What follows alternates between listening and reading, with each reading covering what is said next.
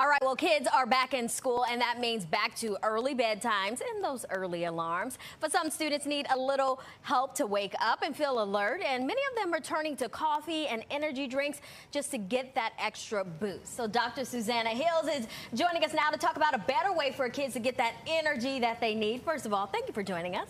My pleasure to be here. Okay, so let's talk about this study. A recent report in the Wall Street Journal found that last year there was an increased number of kids who got sick because of energy drinks. We've even seen cases where people have died. Why do you think we're seeing this uptick?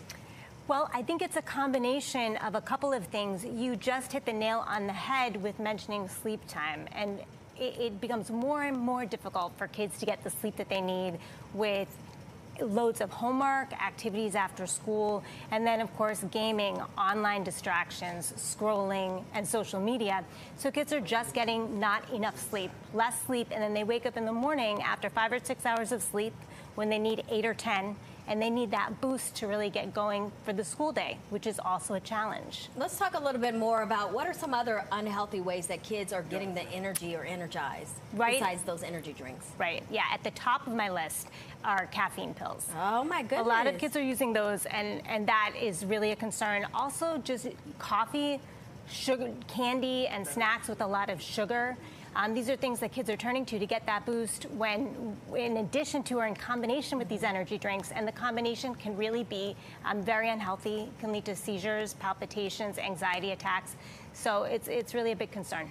I know nowadays a lot of kids, especially teens, have these grueling schedules where they have a 0 period, maybe a class at 6 a.m., 7 a.m., and then going all the way into the evening with extracurricular activities. Right. Could those schedules be one of the reasons that they're kind of like spreading themselves thin with energy? I think you're absolutely right. Yes, I think kids are spreading themselves thin.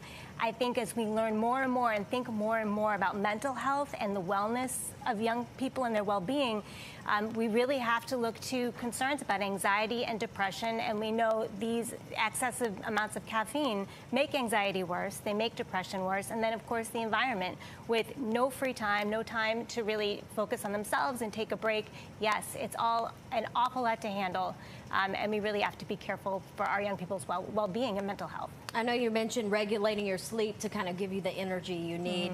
What are some other ways that students and kids can start getting that energy to help them throughout the day? Well, certainly nutrition, eating the right things is incredibly important.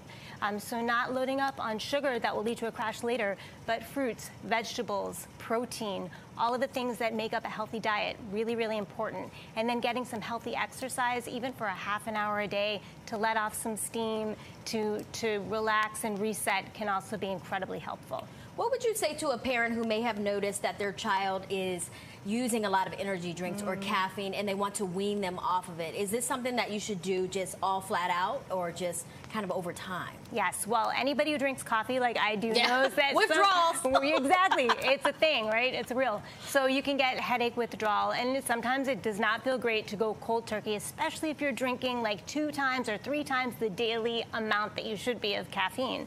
So weaning is something to think about doing, to do it gradually, cut it in half one day, then half again, and gradually try to wean off. And you don't have to cut out caffeine completely, but really the recommendations from the FDA are about 70 milligrams, just 1 cup of coffee or 1 soda caffeinated beverage for a child a day or a young person a day. All right. Dr. Hills, thank you so much for joining us. You bet.